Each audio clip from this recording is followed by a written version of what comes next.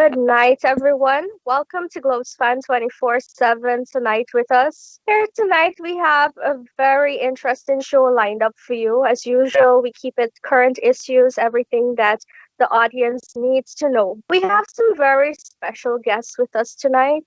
First of all, let me introduce Mr. Timothy Jonas, who is no stranger to the show, chairman of a new United Guyana. Welcome, Tim. How are you, Asha? I'm fine, thank you. We have the pleasure of having Mr. Suru, economic advisor to the President. Welcome to you. Thank you for being here. I'm glad to be here. All right. And last but not least, Mr. Dwight Haynes, founder and president of the Rhyme Institute. It's lovely to have you here again, Floyd. Thank you, Asha. It's a pleasure to be here. Sadly, today, Wednesday, the 9th of September, I wish we could open the show on a brighter note, but we've had several deaths taking place over the last few days. So let us start our show tonight by just having a small moment of silence in memory of those people that are no longer with us.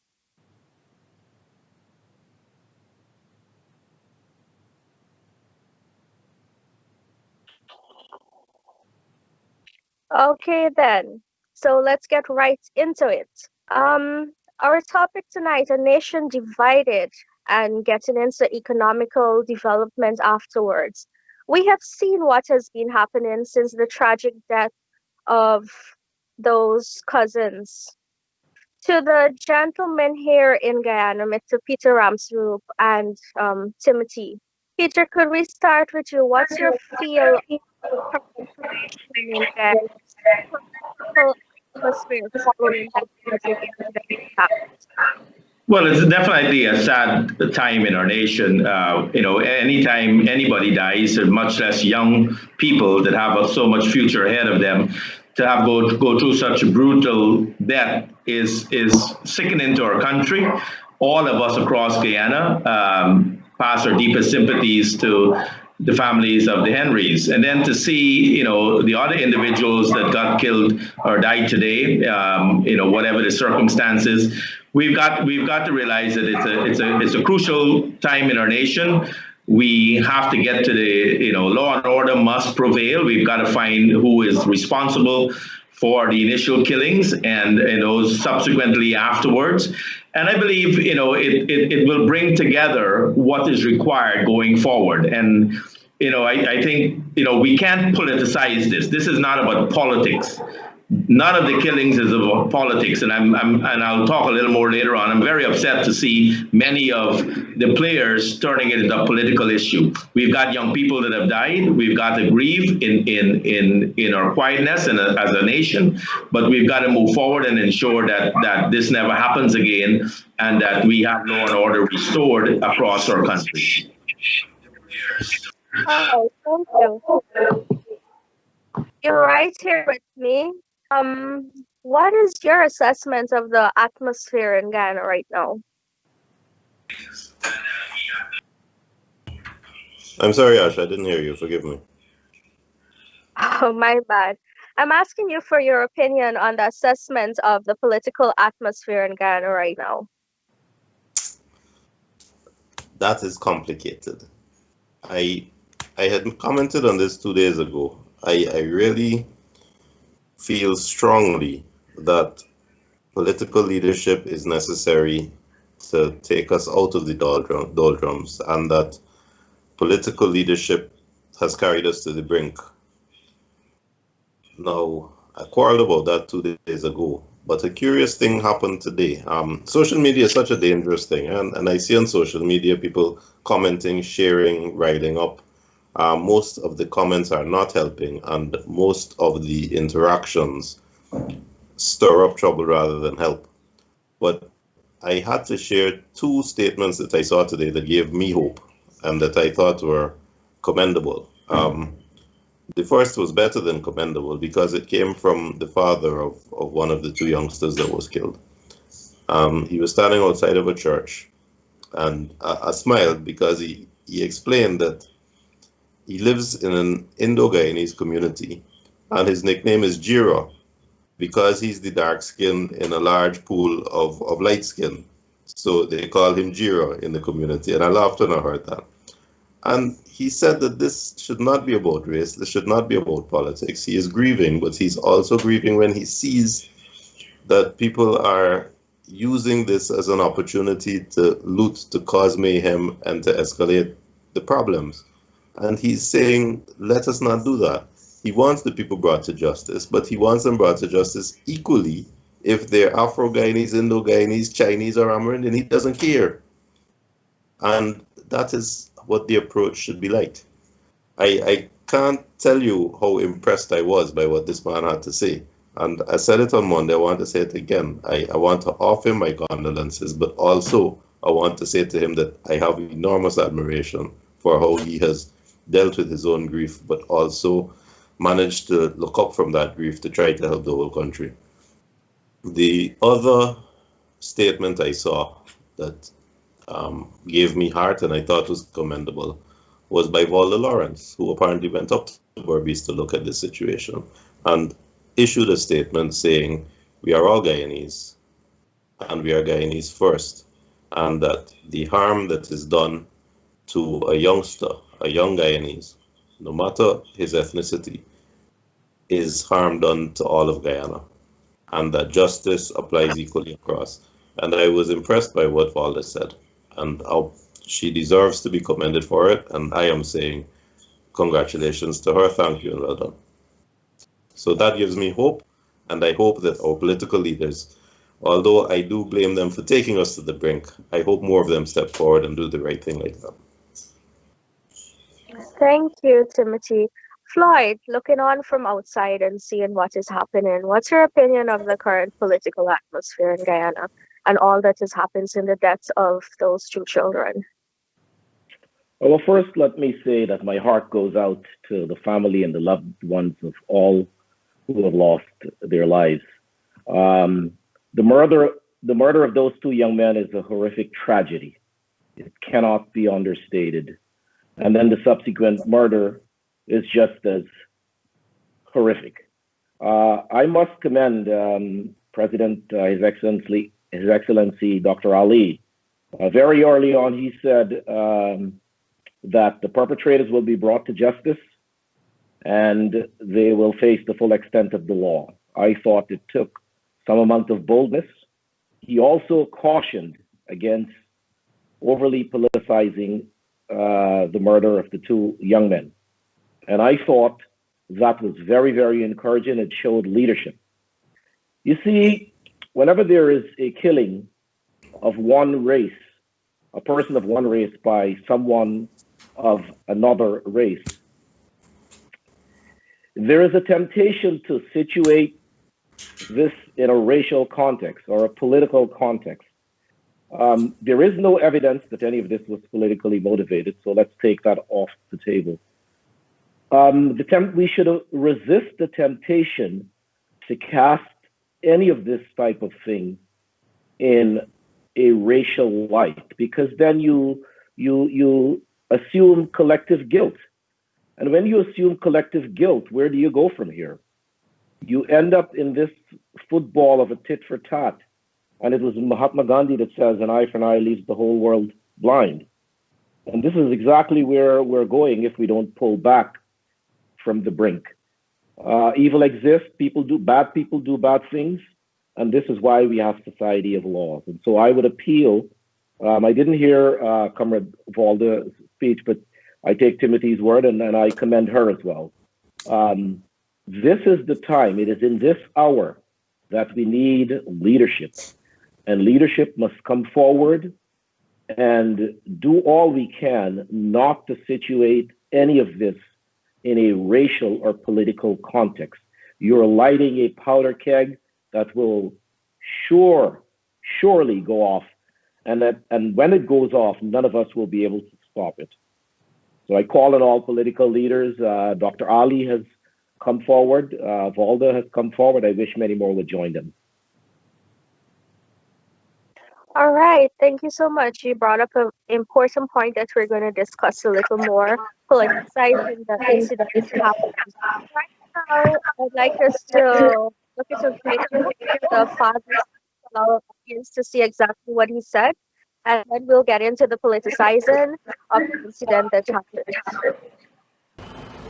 I'm not supporting on moral protesting because I went out in our fight and tell the street. Yeah, if you want to protest, it's all right. Let me do it peacefully. You understand? Let me do it peacefully. And doing it peacefully, that we,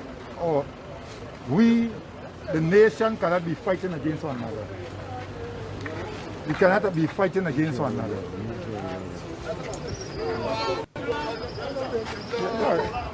Yes, we as a nation cannot be fight against one another because this is going on too long. Let me don't see this thing as because a black, white, or Chinese politics. Because if a black man is doing this, or a Chinese man, or any man is doing this, and it was not my family, I believe and I swear in my heart that he will have to pay the penalty. Not no other people who look like him and get a texture air like him. You understand? But the person who committed the act should pay for the crime. Yeah, we should not condone people because of the race doing these things. These things are not political or racial or anything. I am glad this thing to go there. Pray every day that this thing don't happen because I have friends are in bad settlement. Some of them guys knows me, they know they work with me. If I ever, because of these things, I am sorry for anything that anyone hold against me. You understand? I am Mango Man. If you're in Barcelona, you see this thing. You know me. The people protect me inside there. I go in them their election time, and people, try to think, and people go and scold them. That this boy is selling mango in Bar from the time he was youth. So these things, I like will grow up in the Indian community.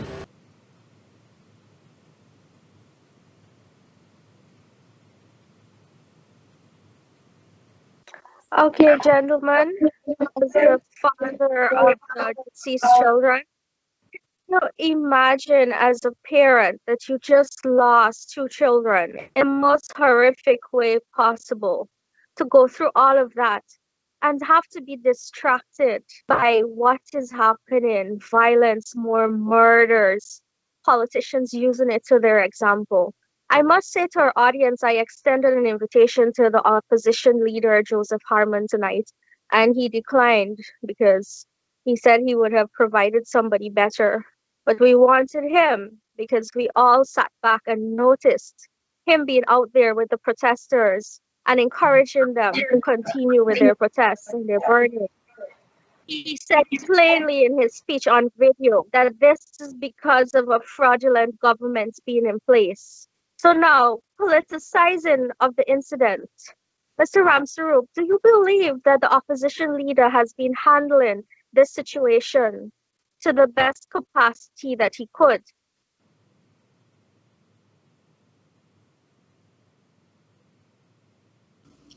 Sorry, Mr. Is he Ramster, can with you us? just unmute? Can you just unmute your mic for us? Sorry. Mr. Harmon seems to be in a lost world. He needs to realize the 2nd of March is long gone. The 2nd of August, Dr. Irfan Ali is the president, elected democratically in Guyana. Coming up with statements of fraudulent elections is, again, in some dream world. If he's trying to have a distraction and trying to politicize these young men's death and the others that have died today, is a terrible tragedy for Guyana in itself. Mr. Harmon is trying to distract the nation that, Domingos of the world and the lowing fields of the world tried to steal an election and tried to commit the fraud that has been evident. So nothing Mr. Harmon can do to politicize this situation that will take us away from the fact that he needs to understand that the election is over. We have a democratically elected government. Dr. Irfan Ali has been aggressive in his campaign for both an economic and social agenda. And I believe this is a little situation that got to get under control. Law and order must prevail. And those that commit the the killings, as the father said, has to come to justice.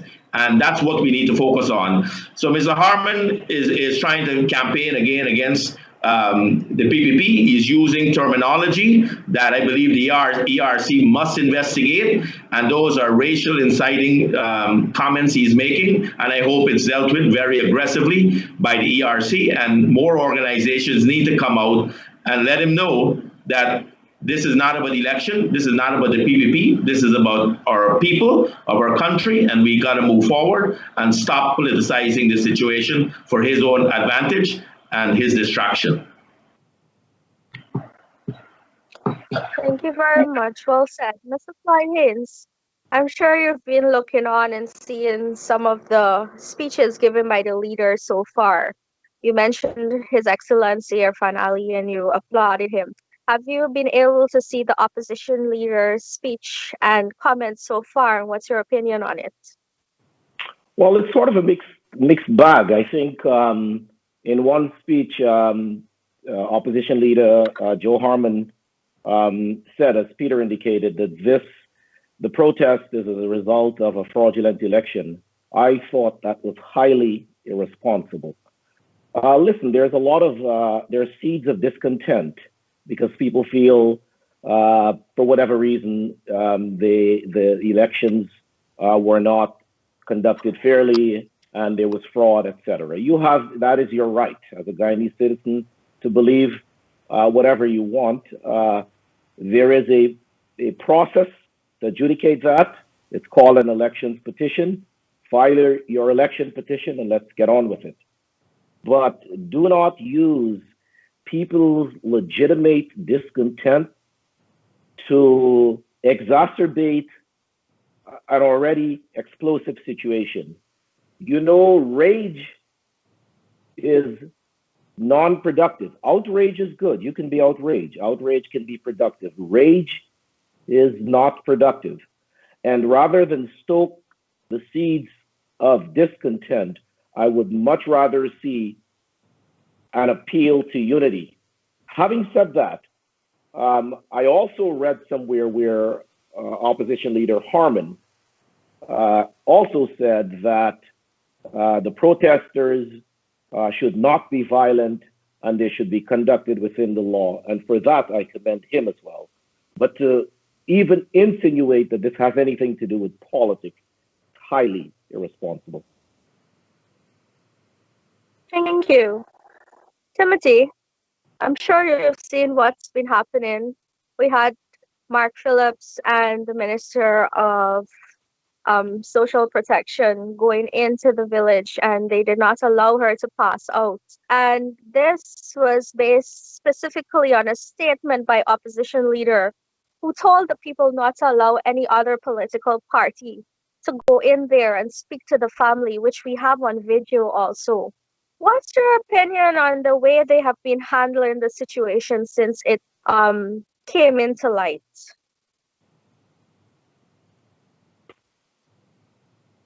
You have to unmute. Brigadier Phillips' attempt to go in, and the first attempt, although initially unsuccessful, he did get to go in and speak to some villagers and interface with them. It was courageous. It needed to be done. I understand Irfan Ali also made an effort, but was unsuccessful. I don't know if that's true or not, but if he did, kudos to him. It needed to be done. To me, he should have taken a helicopter and landed right there to talk to the parents. But okay, the fact that Mr. Phillips did that deserves our recognition. We have a problem.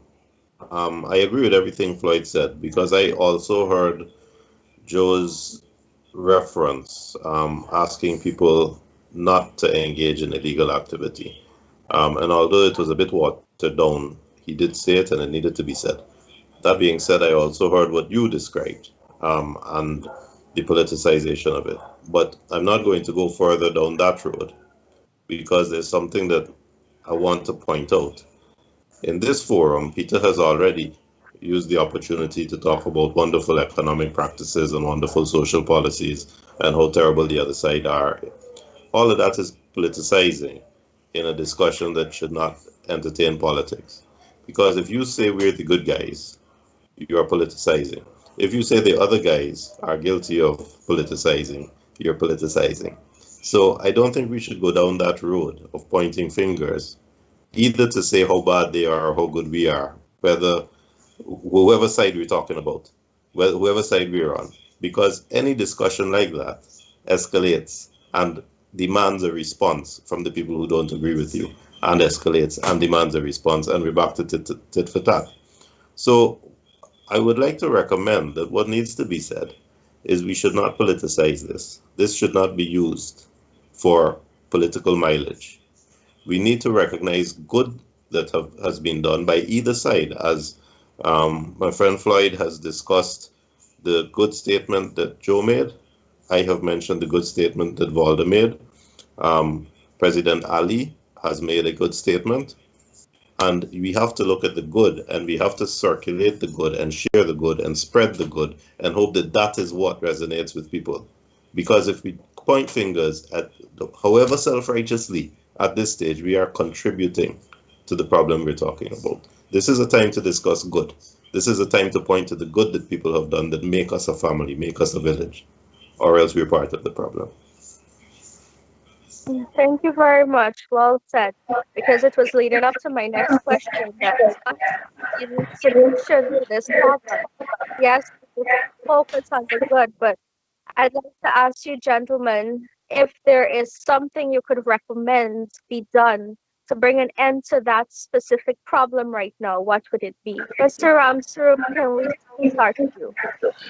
Well, I'd like to just counteract Timothy just for a second. I believe that some of Mr. Harmon's statements, even though he may have said one thing good, did incite the problem more. He did politicize it to start it. He did stir up the atmosphere within the community when the family should be grieving. So me condemning him for what he has done is not politicizing. I believe he did a disservice to our nation and should not be allowed to continue with those statements. And I challenge again the ERC to investigate him and to make sure that he understands that our nation is at the brink in terms of what has happened. We all believe in healing, and I believe that it's something that we must go forward. I agree with Timothy on that. The good must come out of all of this, and we've got to ensure that it comes out. Me bringing up the policies of the administration is very important because the administration is in government, and they are responsible for the well-being of our nation. Their policies must make sure that it benefits all. And Dr. Ali has come in with a very aggressive policy that says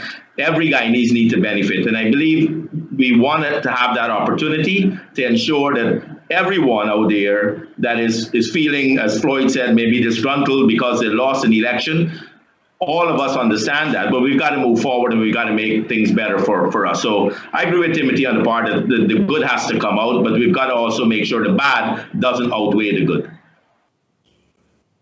And I think I thank you very much. missed your point you were looking for.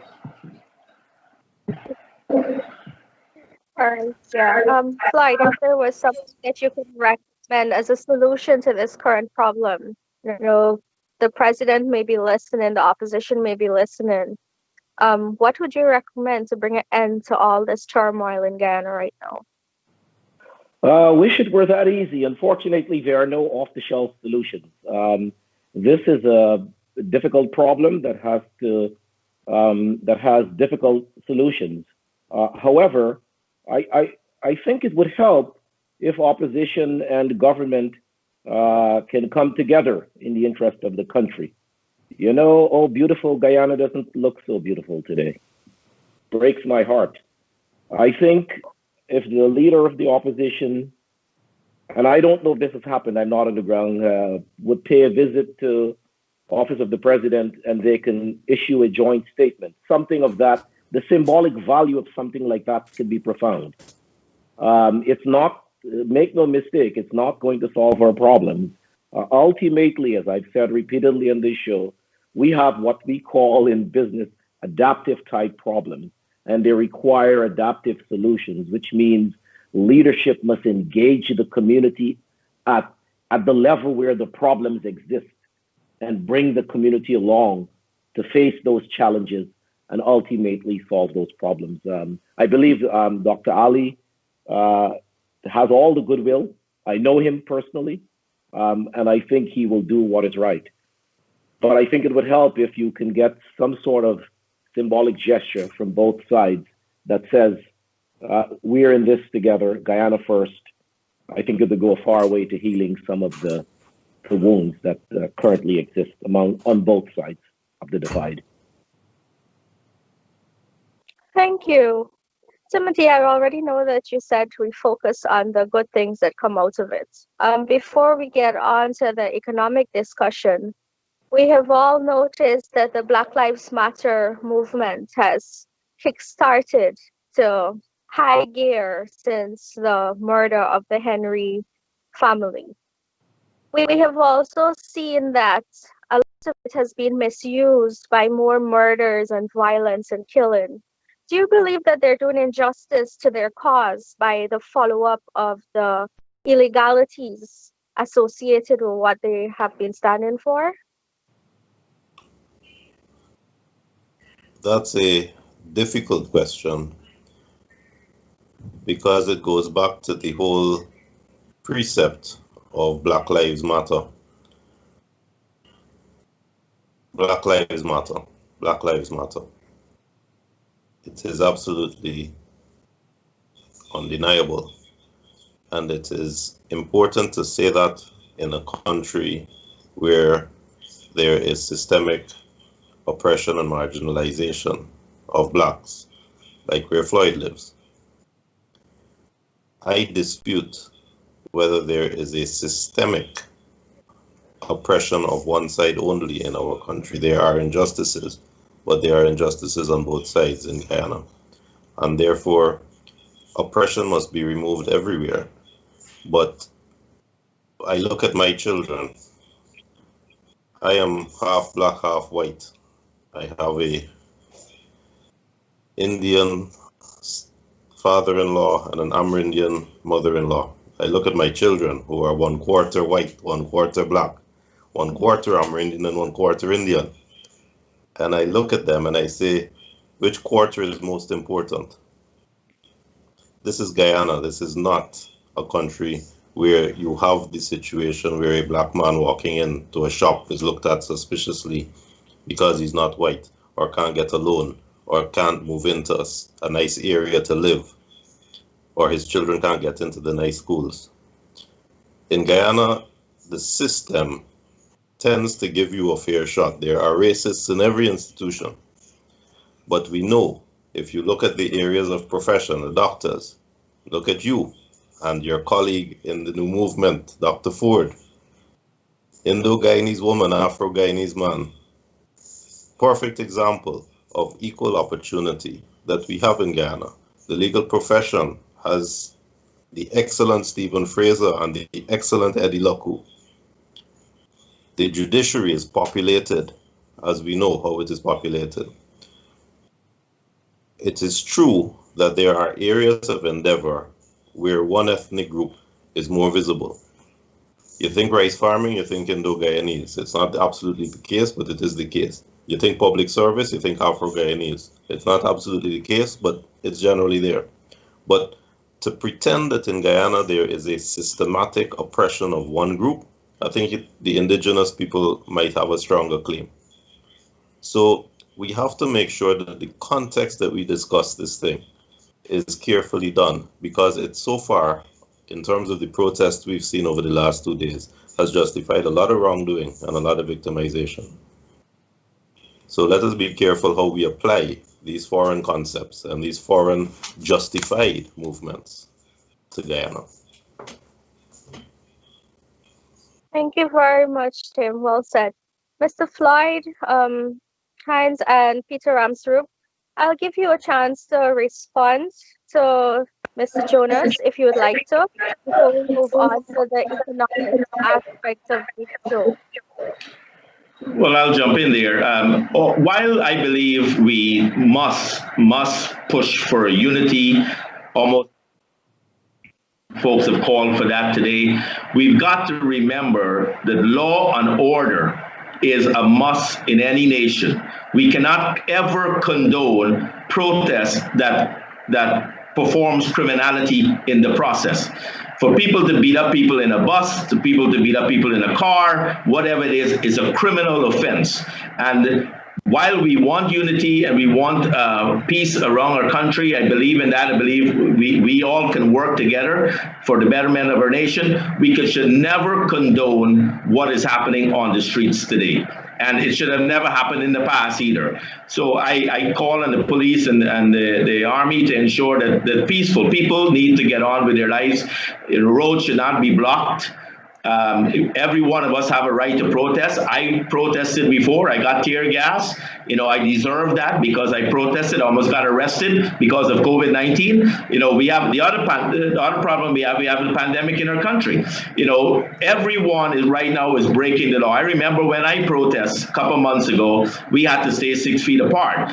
The rules and regulation has not changed to allow this demonstration to continue and put all of our lives at risk. Any one of those protesters could have a positive COVID-19, comes into Georgetown, somehow it affects other parts of our country. So whilst I believe in peace and unity, and I believe in all the things that we want to happen in our nation, we should never condone criminality. And those protesters need to understand they should not be blocking the road. If my family from Berbice needs to get to Georgetown to get to the hospital, they cannot get there. People will die. So I believe strongly that law and order must prevail whilst we call for unity. And as Floyd said, the opposition leader and the president can talk, but the people need to understand that we are, as Guyanese, need to take things in our hands also. And it's not all but politics. I don't need the opposition leader or the president to tell me I shouldn't be a criminal. I need to understand if I'm a criminal, I'll be arrested and I will be thrown in jail. And that's what needs to be told to the protesters that are beating up people in the streets right now. Thank you. Flo, my Afro brother. The Black Lives Movement in Guyana, the Black Lives Matter movement, are they distracting from the real cause by inviting all this criminality into the midst of it? Well, let me first say I wholeheartedly agree with Tim. Black Lives Matter has a direct relevance in America because, of course, there is hundreds of years of slavery, oppression, Jim Crow, segregation, and on and on. And some would argue there is still de facto racism. Of course, you have a police force that's predominantly white, and white folks are being murdered and brutalized. And so it was born out of that. That movement has since been co-opted, even here. But in Guyana, I don't see the same application. Guyana, there is legitimate fear of victimization and marginalization by poor Guyanese on all sides. That fear is legitimate, but that's not the same thing as Black Lives Matter. Black folks have run Guyana for 33 out of 56 years or something like that. We have a black police force. The last 5 years, we ran the government and we were headed every ministry, including all the armed forces. So that the application, as Tim says, there is no evidence of systemic racism by one race over the other. And so I don't think it has the same application in Guyana, admirable as it may be. And it, maybe it does something for some people, but I don't think you can take it out of the American concept, put it down in Guyana, and just shout Black Lives Matter. It becomes a slogan, and at some point, an empty slogan. Perhaps Black Matters should live. That's more important. So a little spin on that. For your honesty, gentlemen. I know it's a tough question to ask because it's a very tense time right now, but I needed to know what your stand is. So let's move on to a more positive note now. We had the initial reading of the emergency budget today. Mr. Peter Ramsbrook, I'll start with you because you're the economic person here. What's What's your view on the budget today? Were you pleased with it? Is there anything you thought was Well, very, very pleased. I mean, it's an aggressive economic agenda, as I mentioned earlier, by Dr. Ali and the administration. Sadly, the last 5 years, the past administration really took every sector of our society down to the brink of collapse. And if you look at the $330 billion budget, a majority of that budget has already been spent. And Dr. Ali's vision for economic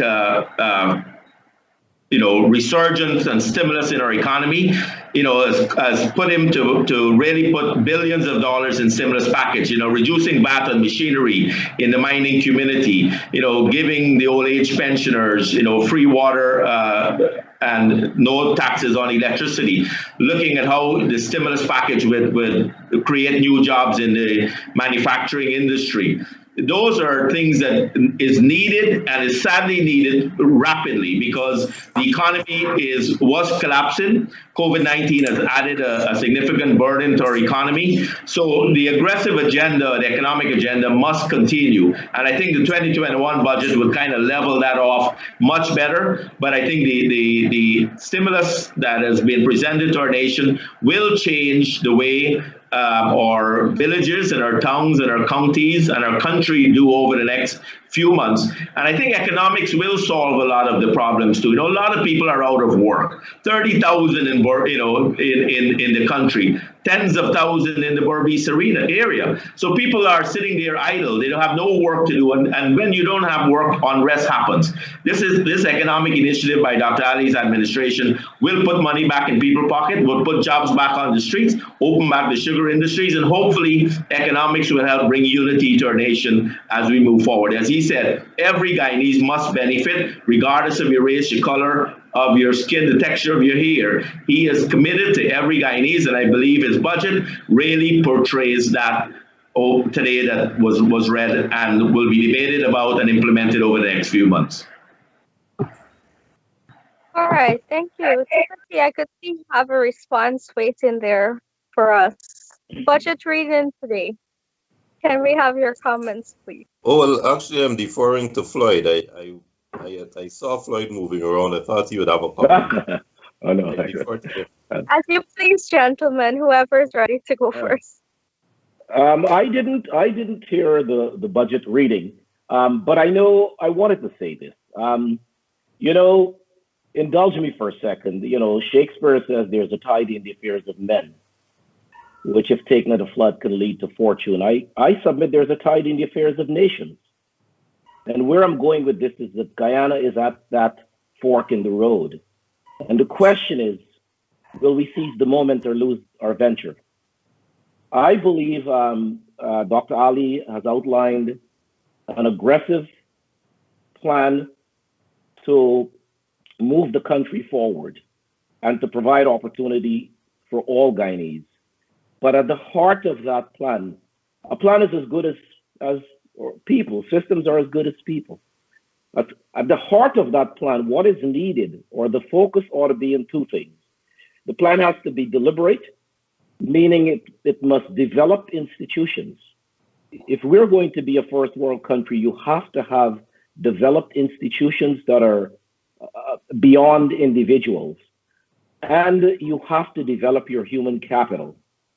If you don't develop your human capital, if you walk into any third world capital where there's oil, you'll see symbols of development. You'll see large buildings, highways, and those types of things. But the vast majority of the population continues to live in abject poverty. And that is because not only GDP automatically goes up when you have a natural resource like oil and you're collecting rent, but you have to raise the per capita income. And the only way to do that is to raise the skills level and the skills gap. And that is why I think Dr. Ali, here is a shameless plug, created the local content panel, of which I'm a part of. The whole idea of that local content panel, and I don't want to preempt it until the panel has had a chance to meet, but it's to make sure that all Guyanese and Guyana benefit from the nation's patrimony. And a big part of that is the development and the transformation of the human capital of the country. It's a transfer of skills, a transfer of knowledge, transfer of technology. If done right, that's the aim and that's the goal. And if we are able to accomplish that, Guyana will be a different place.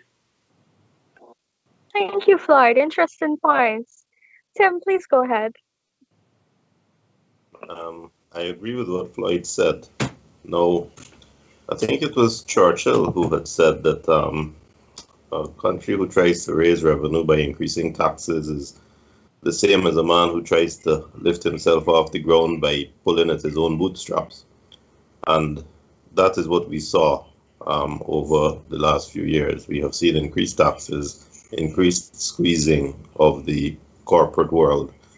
And as the income of the corporations declined, as the smaller businesses were squeezed, of course, their declared tax returns fell, and therefore the taxman had to be much more clever in getting revenue for the state. That's not how you do business, and there has been a loss of investor confidence. So the budget, as far as I saw it, went a good way to restoring confidence by reversing a lot of the things that had been done. And I think that a lot of good is there in that budget.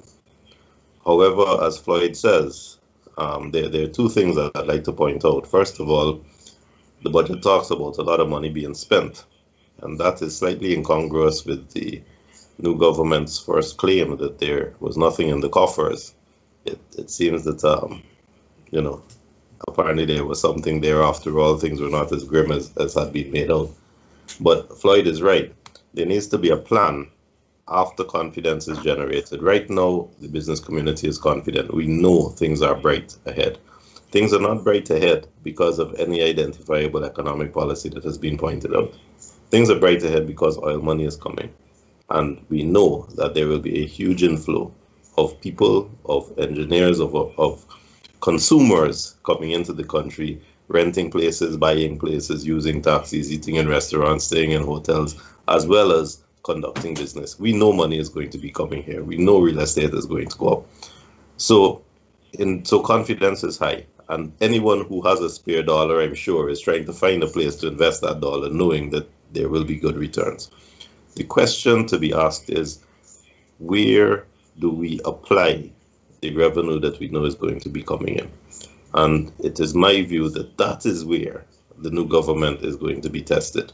I hope I see that money being applied, first of all, in education, and not just blindly thrown at education, but in reforming our tertiary institution to meet the needs of our country. Civil engineering, agriculture, food processing. I think that we need to recognize that it's a problem if we have 400 or 500 students sitting down in an economics class.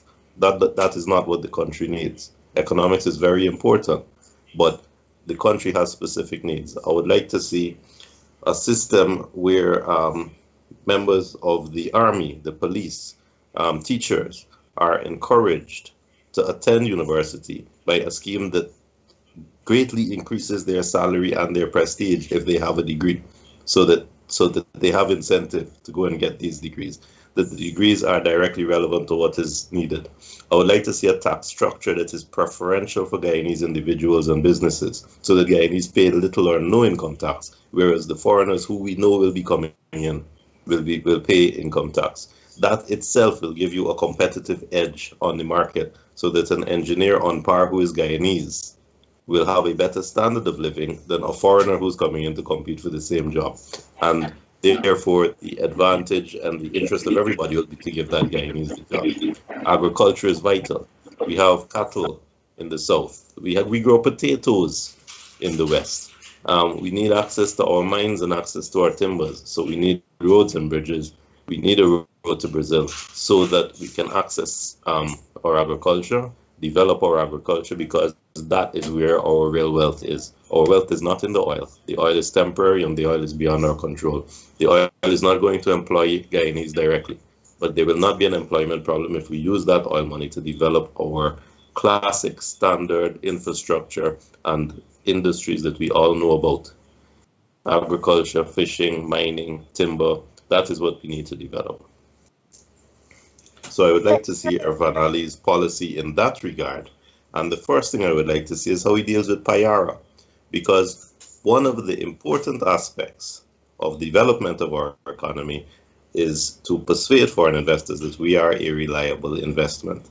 And we cannot be a reliable investment if we have foreign investors hanging on, because we have changes of policies with changes of government and no deadlines, no timelines, nobody knows what the rules are or how to play the game. That's not how you do business. So, good budget, and it's a good start, and I hope none of this is construed as a criticism, because the government has not been there long enough yet to criticize. From what I've seen, good start. Let us hope there is much, much, much more, because we've only seen a half of 1%. There's a lot more to be done. Thank you very much, Tim. That was very insightful. Gentlemen, I noticed a commonality from everything that is said, which is the importance of local content. If I'm to pick up what you said, local content is going to be pushing our country forward in this economic plan. Mr. Ramsaru, the plans put out by the government that we've been seeing so far, is it favorable for the development of local content in Guyana? And I saw them talking about the Deepwater Harbor and employing 50,000 plus people. Can we touch on that a little bit? Yes, the longer vision for Guyana is very exciting. I mean, the infrastructure projects that is coming our way. I mean, Bishop Edgell and the budget talked about the bypass road, which has been funded already by the Indian government. That will start shortly. The British government has funded a significant portion of the road to Lethem. That will be started shortly. Those infrastructure projects, along with the plan of the Deepwater Harbor, the natural gas pipeline to our shores to bring down energy costs, as Dr. Jagdo said, in 3 years by 60%. The restart of the hydropower and wind and solar, the integrated energy approach. All of those things are very exciting for the future of our nation. And with that, as Floyd says, come local content. Local content is very important. You cannot grow wealth in a country or raise the level of standards of living of our people without the local content initiative. So as companies come into Guyana, they're going to have certain rules to follow. A lot of us have seen what Exxon has done initially, and Exxon is a first mover, and you have to give them credit for coming into our country and risking the investment. But their benefits is significant too. And but we've got to make sure an engineer on Exxon coming from Houston and an engineer coming from Guyana is paid equally. That's local content. We've got to ensure that we build capacity. If a company can build 20 miles of roads in Guyana, and we need 50 miles of roads, maybe there's 3 companies can build 20 miles of road each. So we don't need to bring in an international player alone to do that. So all of those will come together as we put the 2021 budget together. The longer term vision is exciting. Our people have a lot to look forward. I teach a class right now at the University of Guyana on international business. And I tell my students, this is the place to be. There's nowhere else to be than in Guyana in the next 5 years. Your wealth, your job creation and job knowledge that is going to be needed in our nation is going to be significant. We've got to put our hands at the wheel. We're going to see a lot of more Guyanese across the world wanting to come back to Guyana. We need an immigration policy that brings in other workers, because we are going to grow at an exponential rate. It's an exciting time. Local content is important. The budget today puts money back in our pocket. Although you see a $330 billion budget, I can tell you the treasury is empty. The fact that the next set of 3 months, by stimulating the economy, by creating tax incentives, by making business hire back to people that they may have let go, we'll see that budget increase. So our 2021 budget will be exciting, and I hope Floyd's panel on the local content really puts teeth on the next phase of our country development. And Dr. Ali's administration is foremost wanting to make sure that every single Guyanese benefit. And I can see development in the hinterlands. He talks about, the solar panels and the laptop systems for the hinterland communities. Those are going to happen within this budget time frame. He's reprogrammed 10 million US dollars for that initiative. All of those are going to stimulate our economy, and our people will be back at work, more disposable funds in our pocket, and it's an exciting time ahead of us. So let's all put our hands at the wheel. Those in the opposition that is listening to this, there's a future for all of us working together. You know, sad today that the opposition did not come to the budget debate. The fact is, this is the budget for the nation. This is not the budget for one political party. So for Mr. Harman and the ACNU people not to show up to Parliament to listen to the budget, to go back and tell their supporters what is in the budget for them, or debate the budget, what they want to add to the budget, is a sad time in our country. And I hope that unity and the peacefulness of what we need to happen going forward comes together sooner than later. Thank you. Floyd, I touched on local content once again. We have Exxon, which is an offshore industry. They have the benefits of being in a tax haven. They don't pay taxes. Most of their expenses covered by the Guyanese people, our taxpayer dollars. So it's offshore, bringing the industry to onshore oil industry right now, the development of local content, jobs in the LNG plant that was proposed at Deepwater Harbor, possibility of a modular oil refinery, smart cities, more infrastructure in the case of roads and development. What do you think about our future as Guyanese as an onshore industry and the development of local content for our people? Oh, I think the future looks bright if we approach it correctly. Oil is a depletable resource, and so it's not going to be with us forever. And so what we must do is diversify our economy. And not only because oil is depletable, but also you have to diversify to avoid the Dutch disease. You know, these things are thrown around loosely. But simply the Dutch disease is where you have a movement of labor and capital out of your above ground industries into the oil because of the higher wages.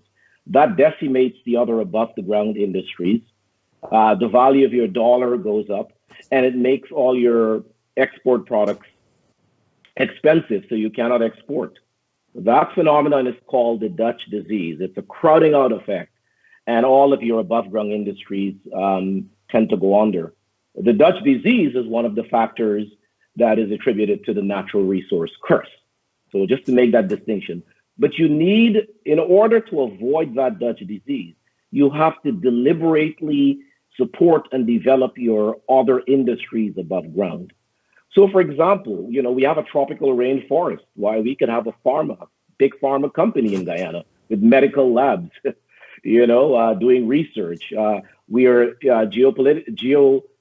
physically located on the equator. Great place for aerospace companies, tech companies. And so it's not just oil that I think will lead to the development. Now, to get those types of things situated in Guyana, what do you need? You go back to the things Tim was talking about. You need an educated workforce. You need security. You need proper medical facilities. And all of that creates opportunities as well. Ultimately, what I would like to see, I mean, I come in on the plane from Miami, and every time I come in, there are a bunch of folks coming in from Houston. They stay at the Marriott, fly out to the rig, and then they fly them back to Houston. They take their money, they pay taxes there.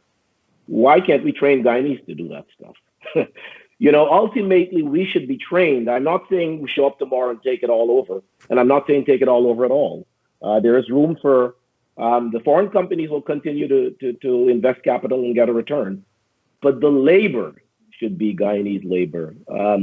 And we may have to import labor once Guyanese are up to speed and all employed. We may have an undersupply of labor unless we can grow the country.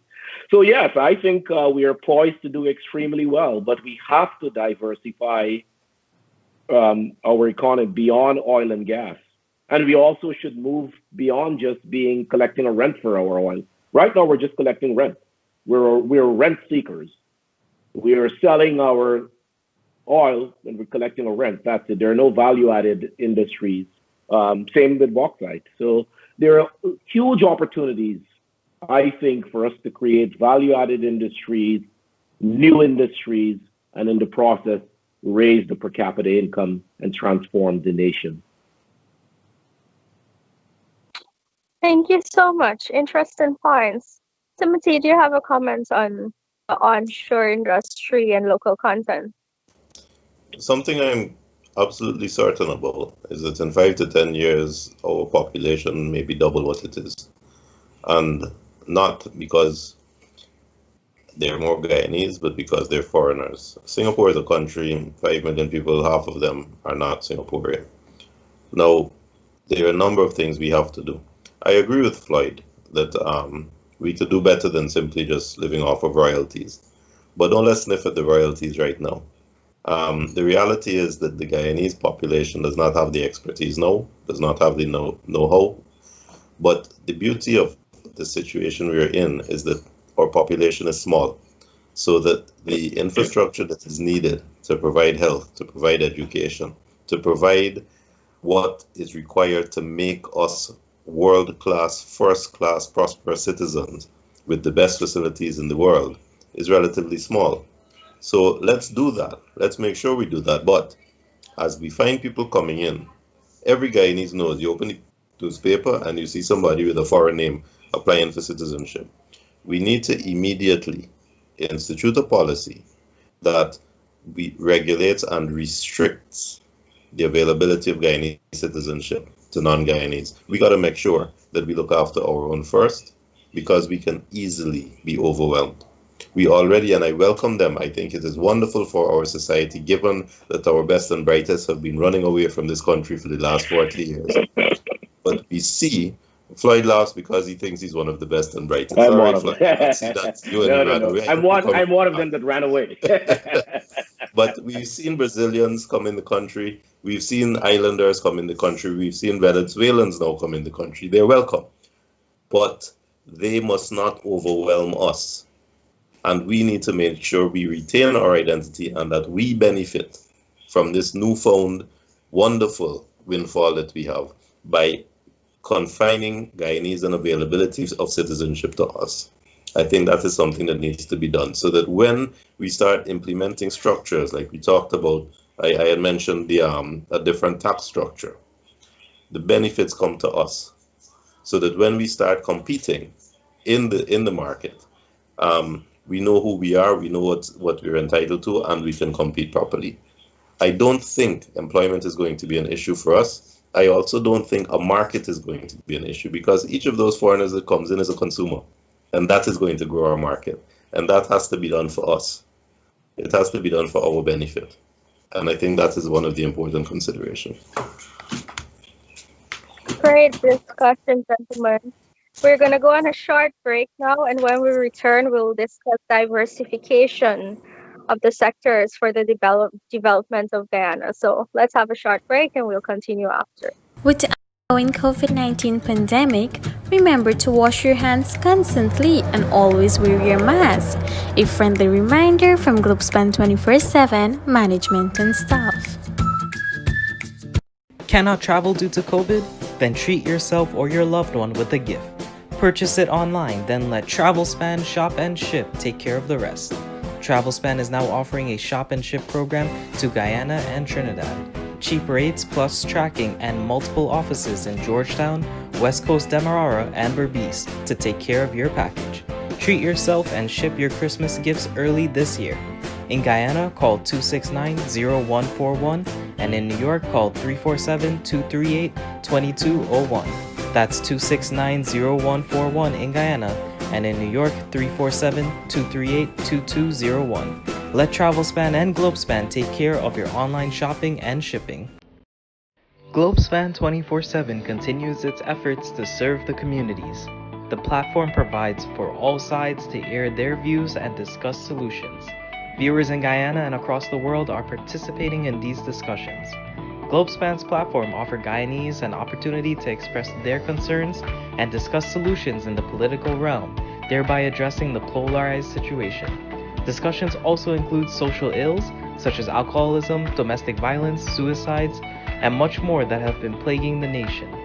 Globespan 24/7 platform connects the diaspora and the world with Guyana. The concept is helping to shape the development of Guyana. So Globespan 24/7 needs your support to continue to serve the communities. Go to globespan247.com and pledge your support with from as little as $5, $10, $15, or $20 or any amount each month.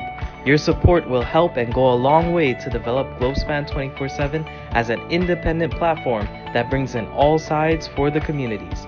By including all sides, we can bring long-lasting changes for all Guyanese. Log on to Globespan 24/7 today and pledge your support. Looking for space to rent? We have space available for offices, apartments, and retails. We have 2 locations available on Lot 3A North Road, Georgetown, and Lot 55 South Public Road, Rose Hall Town. Contact us today for more information. You can contact 624-0692 or 337-4287.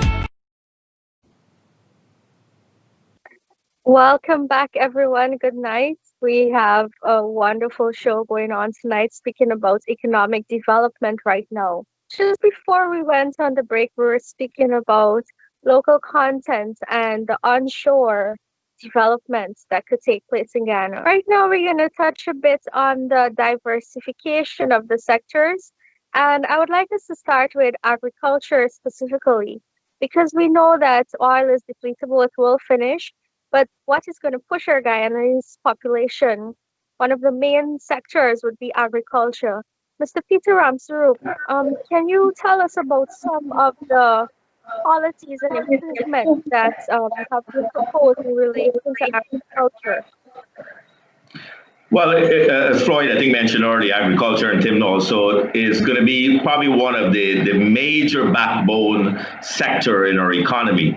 Dr. Ali is committed to reopening a majority of the sugar estates. The diversification of the sugar industry is evident. We've got to move to more high-end crystals. We have to move to ethanol. We have to move to producing more molasses. So the sugar industry will be revitalized, but retooled to ensure much more diversification. In the agriculture sector, it's wide open. For example, we have large available land. The cattle industry can be booming. As we bring energy costs down, as you bring energy costs down to 60% as is proposed in 3 years, you're going to see the cattle industry probably improving in terms of pasteurization plants. You know, we can produce our own milk in Guyana and export it. You're going to find a lot of our cash crops. You know, we need to plant large areas of agriculture in order for export. The Caribbean right now imports, you know, billions of dollars, US billions of dollars of food every year from everywhere except maybe Guyana. Guyana maybe have a small percentage. You know, the cruise ships, for example, and the hotel chains, food comes from Chile and Dominican Republic and Thailand. The cruise ships are refueled with fresh fruits and vegetables from Thailand. So as we get into large agriculture production, that's where you listen to the economic plan. It's tied to the Deepwater Harbor. As the largest ships can come into our country now, as we tie the Brazilian connection, northern Brazil, for example, a truck driver has to drive 56 to 72 hours to get to water. Brazil now, northern Brazil truck drivers will come straight into Guyana to our Deepwater Harbor in less than 24 hours. Northern Brazil produces soybeans. And so as those open trade comes between our country, our goods are going to go back to Brazil. Brazil, for example, is the largest producers of sugar cake in the world. A lot of those people come to Guyana, go all the way to Pomeroon and truck those coconut back to Brazil to make sugar cake. So as we expand those industries and we tie the Brazil connection, we talk about the bridge to Suriname is going to be completed within the next 5 years, both with a bilateral agreement that was signed by the 2 presidents.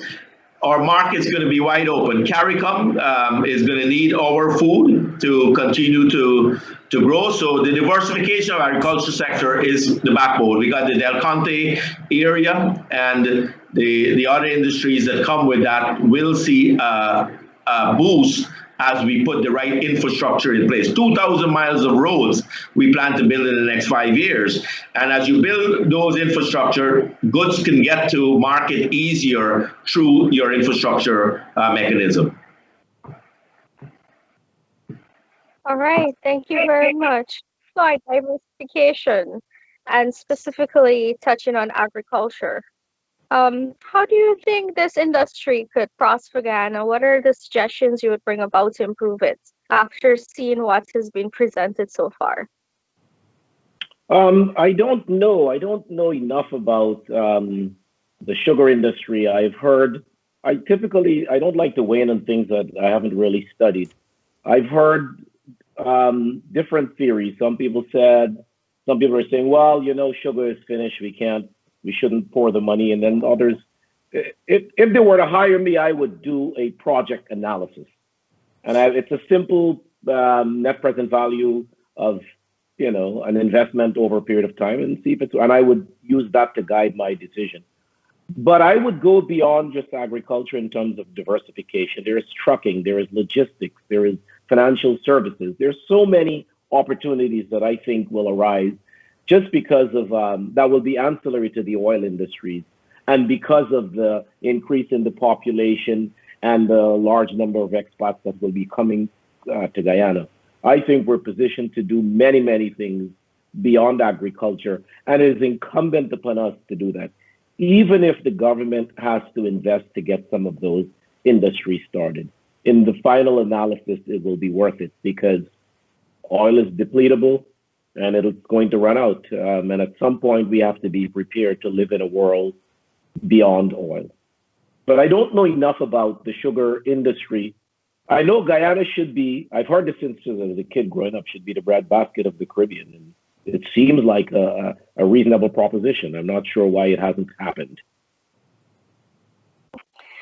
All right, thank you so much, Floyd. Tim, Guyana, the breadbasket of the Caribbean. Can we have your thoughts on that?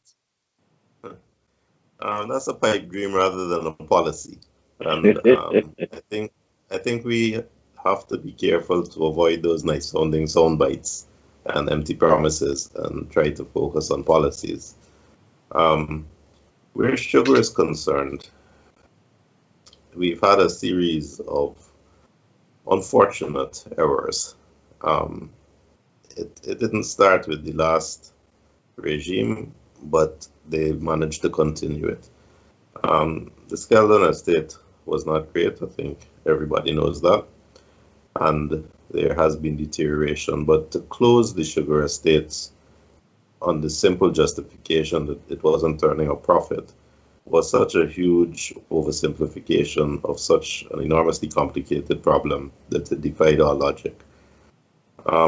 Sugar brought in foreign exchange, and sugar's largest expense, labor, was Guyana dollars. The sugar industry did more because it provided medical facilities and other facilities for rural areas. It kept drains and canals clean. It maintained that, admittedly primitive and long-standing, but it maintained that drainage infrastructure as part of maintaining the fields. So just to say it's not making money was a ridiculous justification. It was so integrally necessary in the society and the social structure of the rural areas that what was done by closing down estates really was unforgivable. That being said, having sat dormant now for so long, I am afraid that it may be equally a simplification just to say we're reopening. I believe that it needed to be privatized and still needs to be privatized. The government and every government has demonstrated and always demonstrates worldwide that government should not be running business. The people who should be running the business are the people who are putting their own money where their mouths are and will suffer if they lose. Capitalism, for all its faults, works and must be applied in a structure that ensures fairness for the people at the bottom. And in our small society, it is something that can be done. The estates should be treated as separate units rather than a single large Gaisuko. I understand that the parts and the systems for the machinery and all of that are the same, so that often they're interchangeable. That's a good thing. But when you try to treat it as one cohesive whole, you lose sight easily of where you're making money, where you're losing money, and you lose efficiency. I do know that when the announcement was first made that they were being closed, offers were made to buy. Now, we'd said earlier that the unemployment problem in Guyana, and Peter's right, there is an unemployment problem. I don't think there will be one where Guyanese are concerned in 5 to 10 years. So I think that an effort needs to be made at privatization of the industry. But in the course of that privatization, we should ask from the investor guarantees as to employment practices and employment numbers in the course of whatever, however they're conducting their business for a period of time, so that there can be a gradual transition to what I foresee, as Floyd talks about, a real development in ancillary businesses, trucking, mechanics, the support services, which will be worldwide, which will be countrywide. We saw it happen before. When Gaisuko had a problem before under the PPP regime, a lot of the loss of employment was absorbed in what was one of the PPP's best ventures, which was the expansion of housing. And a lot of people went from the cane fields into construction. And as mining grew, went into mining. We are going to see that again. So we need a short-term provision asking a foreign investor, give guarantees as to employment, but it doesn't need to be medium term. In the medium term, employment will be there and we will see it happen. So I would like to suggest that it be done using investment so that government's involvement in commerce is minimalized. And to me, that is the way forward. Great, thank you very much. Well, I cannot speak about diversification and not bring up hemp, industrial hemp.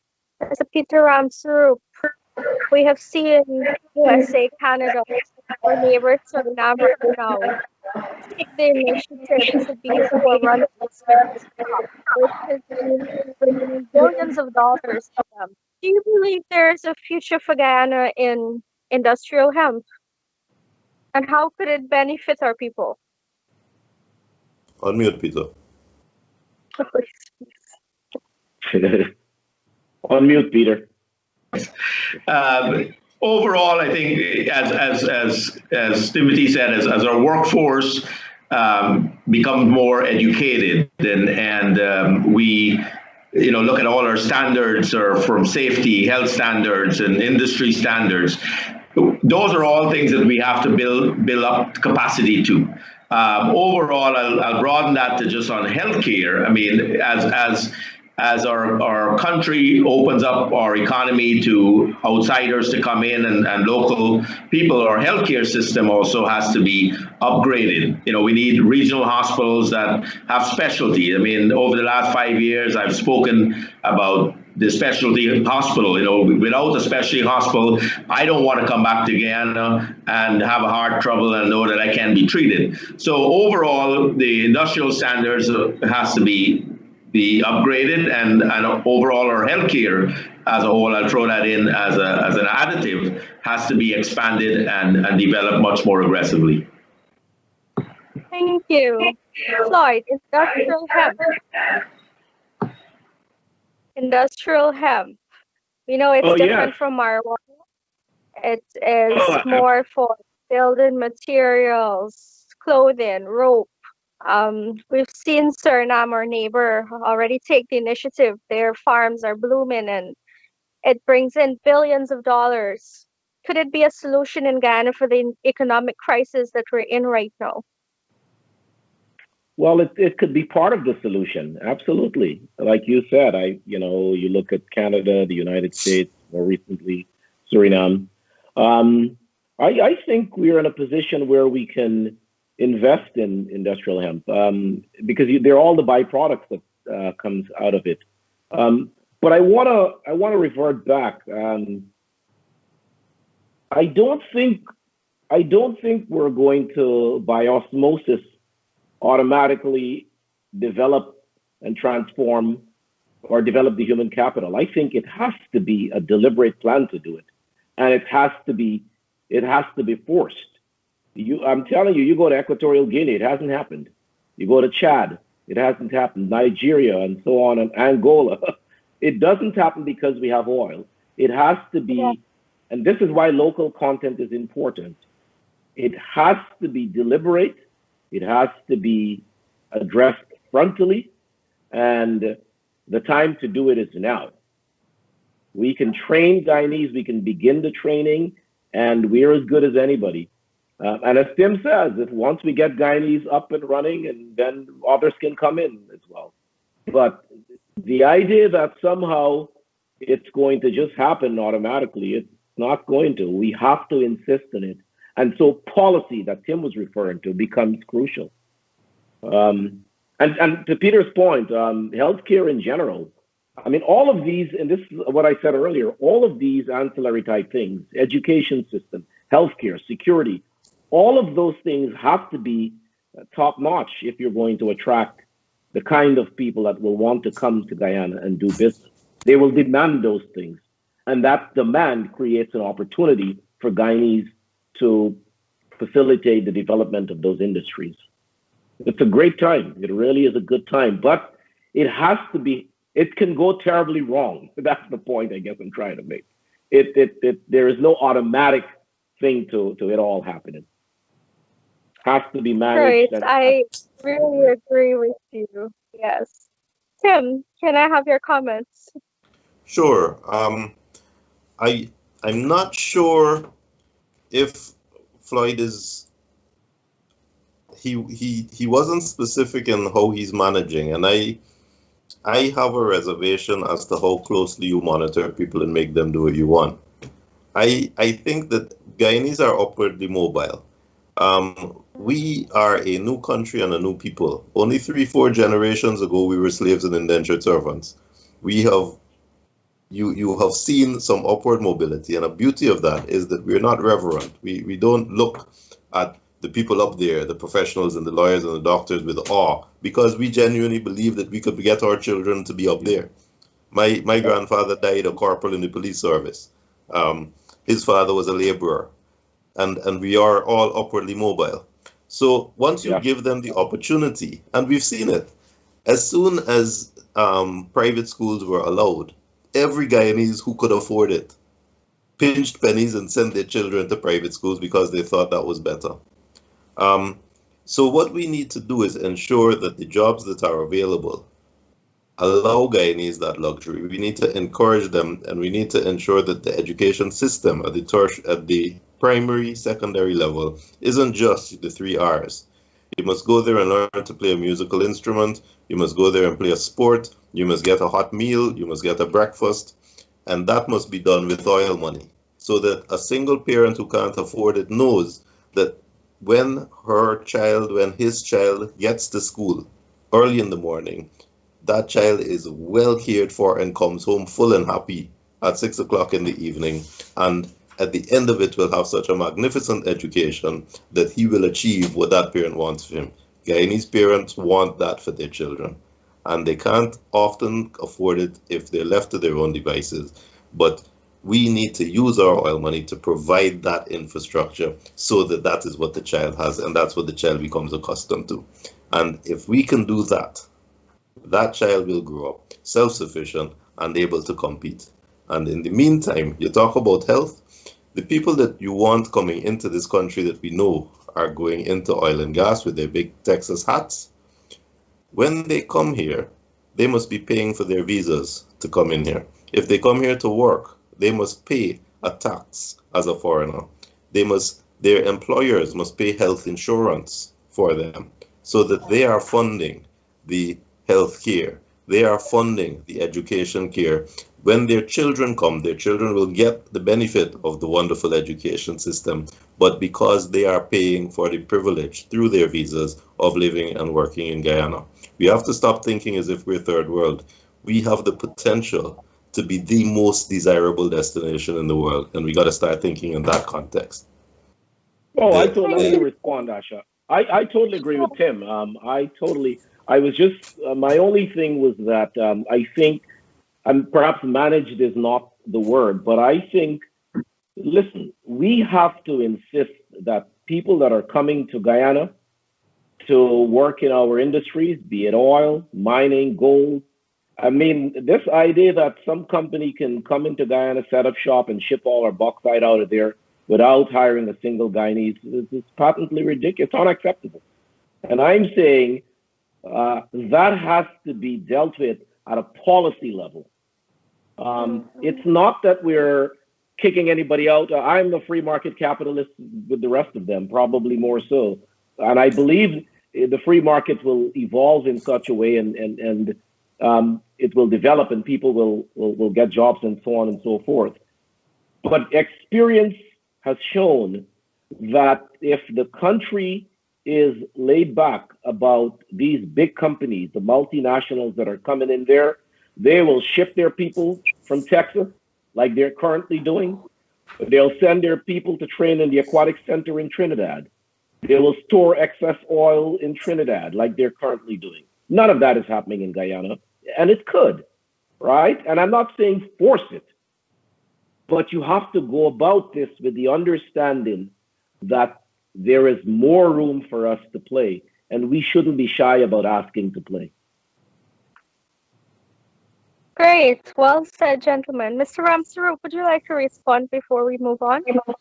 No, I totally agree with Tim and Floyd on the future of our policy level, that we need to make sure that is very, very succinct in what needs to happen over the next few years, and control our immigration policy.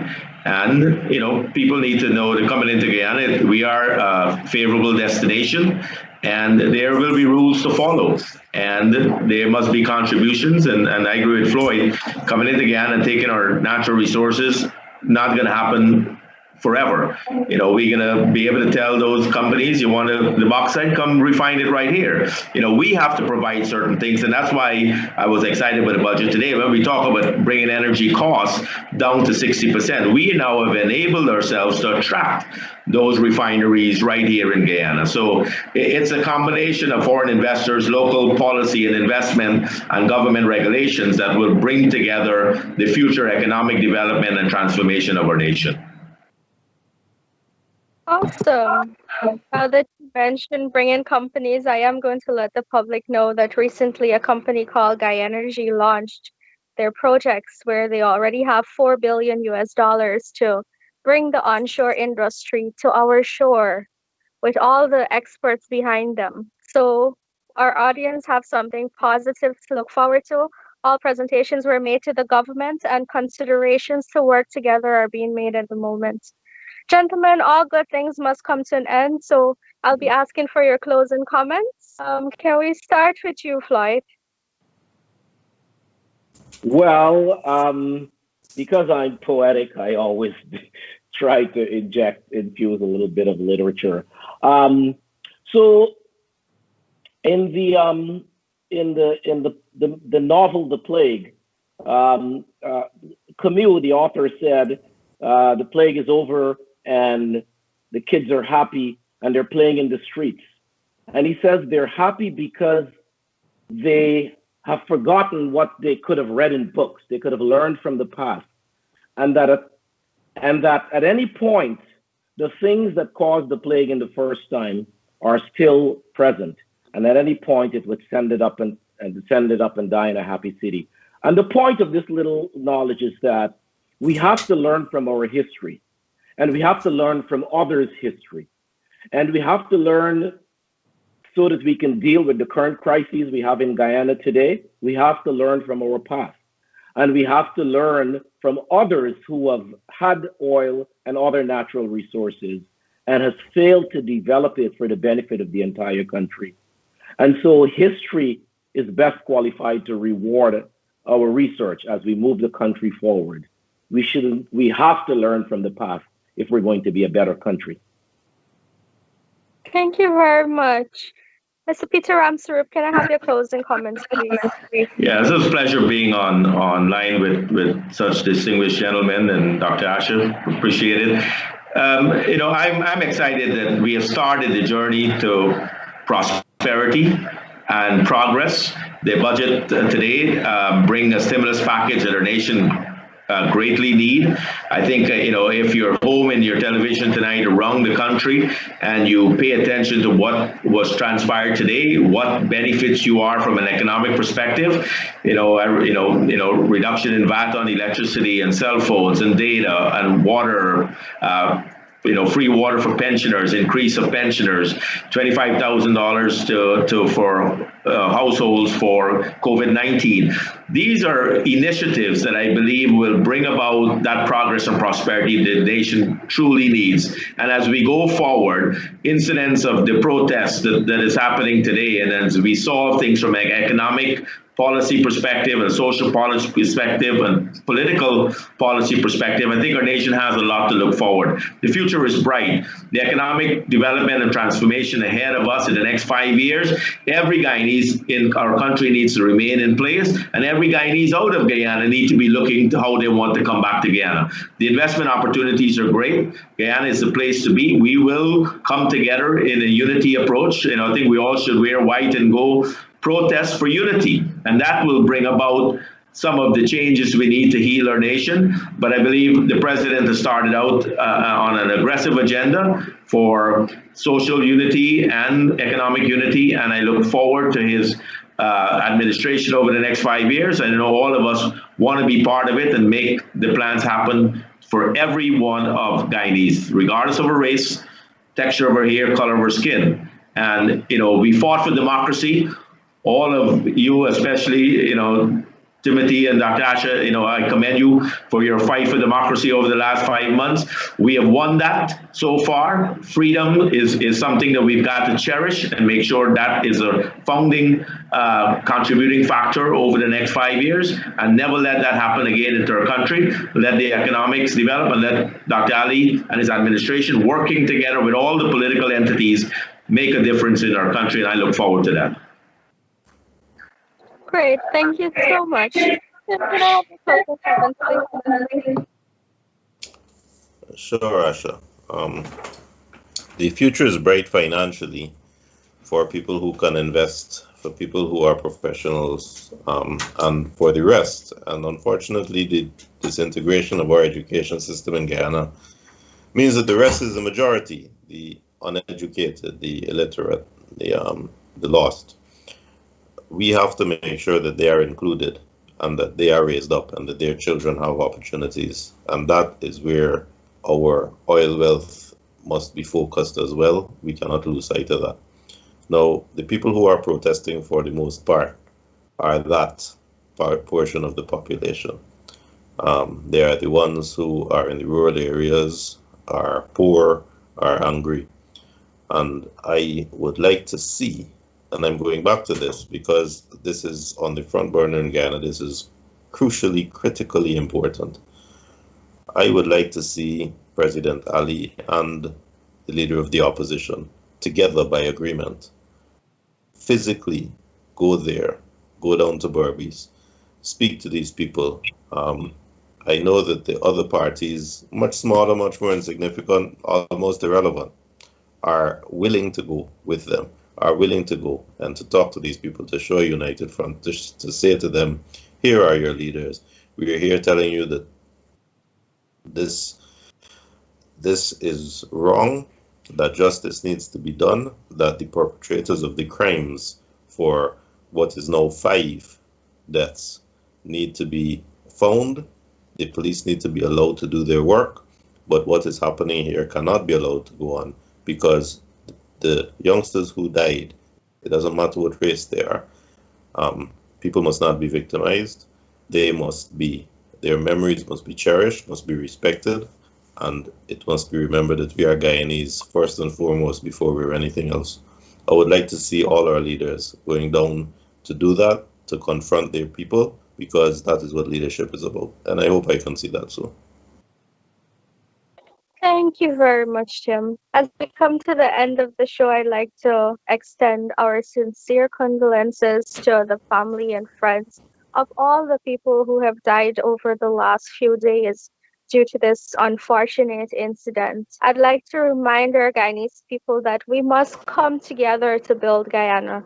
At the end of the day, we need to let go of the indoctrination and the deep racism that is separating us.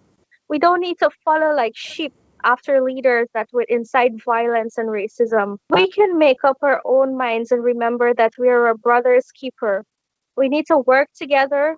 We need to put aside the racism and we need to put Guyana first. Too many lives have been lost. So I remind you tonight, remember where you come from. We all grew up together playing in the yard. We didn't see race, we didn't see color, we didn't see if anybody was rich or poor. We ate together, we went to school together. Don't forget where you came from. Gentlemen, thank you so much. Do have a pleasant night. To the audience, please enjoy your night also. Thank you. Pleasure, Asha. Thank you. Thanks, Asha.